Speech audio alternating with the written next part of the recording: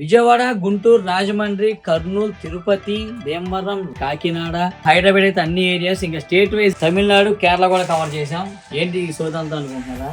మేము కవర్ చేసే wholesale customers ఉన్న ఏరియాలండి. ఇదే కాదు, ఇంకా చాలా ఉన్నాయి. సో ఇవన్నీ ఒక ముగ్గురు స్టాక్. ఒకసారి అసలు మేము హోల్సేల్ గా ఎంత బిజినెస్ చేస్తున్నాము ఏంటి అనేది ఒకసారి ఇప్పుడు రివీల్ చేస్తాం.